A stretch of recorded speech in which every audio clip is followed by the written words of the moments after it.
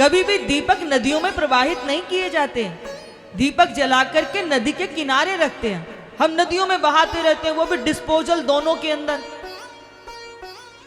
देखा है। और जितने ज्यादा दीपक जला के प्रवाहित करेंगे, पता नहीं कौन से स्वर्गों की आपको प्राप्ति हो जाएगी, मुझे तो समझ में ये नहीं आता। भीड़ तंत्र बना हुआ है हिंदू समाज, चमत्कारों के बल पे पड़ा हुआ है। कोई जरा सा चमत्कार करते भीड़ों के भीड़ पहुंच जाते हैं। अरे चमत्कार तो जादूगर भी दिखाता है। जब छोटे से थे तो वो बंगाल से आते थे, जादूगर दिखाते थे, धकोले में से मुर्गे पैदा कर देते थे, कबूतर दिखाते थे नहीं, पर कम से कम वो अच्छे तो थे, कहते थे कि हम चमत्कार दिखा रहे हैं। हम सब भीड़ तंत्र बनकर के उस चक्कर में पड़े हुए हैं। इसलिए मेरा आपसे इस व्यासपीठ से निवेदन है कि गौ माता की सेवा कीजिए, गौ माता को घर से मत निकालिए। गौ माता ही किसान के घर की शोभा है। यदि किसान के खूंटे पे घर में गौ माता नहीं होगी तो फिर आप सोचो क्या होगा। स्वामी विवेकानंद एक बार विदेश गए, तो जब स्वामी विवेकानंद विदेश में गए तो किसी ने स्वामी विवेकानंद से पूछा कि आपके यहाँ पर सर्वोत्तम दूध किस पशु का माना जाता है। बहुत ध्यान से सुनिएगा, सर्वोत्तम दूध कौन से पशु का माना गया है। तो उन्होंने कहा, विचार किया और बोले हमारे यहाँ भैंस का दूध अच्छा माना गया है।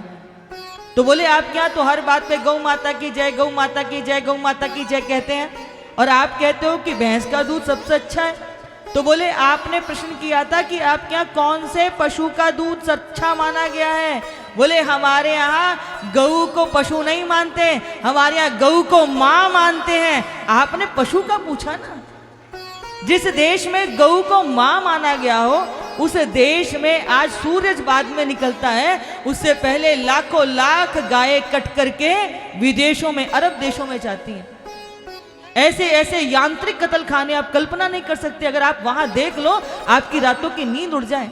यांत्रिक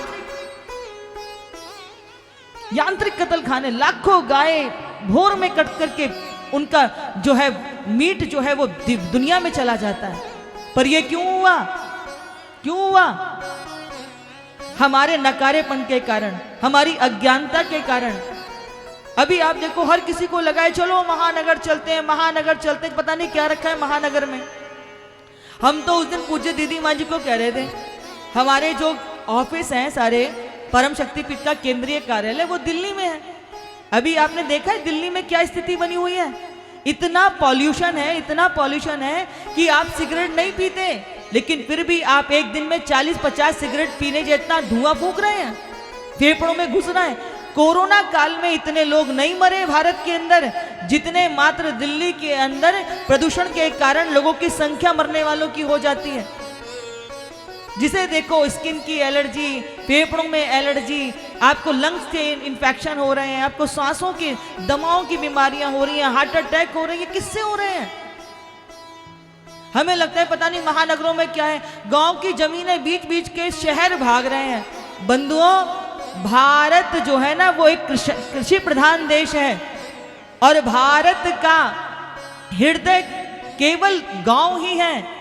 बाहर तो औपचारिकता है। यदि भारत का दर्शन आपको कहीं करना हो तो भारत का दर्शन आपको महानगरों में नहीं होगा। यदि सच्चे भारत का दर्शन करना है तो भारत के किसी गांव में ही जाकर के आपको भारत का दर्शन मिलेगा। इसलिए शहर पलायन मत करो, अपने गांव में ही समझदारी के साथ व्यवसाय करो, अपने रोजगार खुद पैदा करो, आत्मनिर्भर बनो और शुद्ध गाय का दूध पियो। गाय का दूध अमृत है। पहले हमने भी गांव के जीवन को देखा है।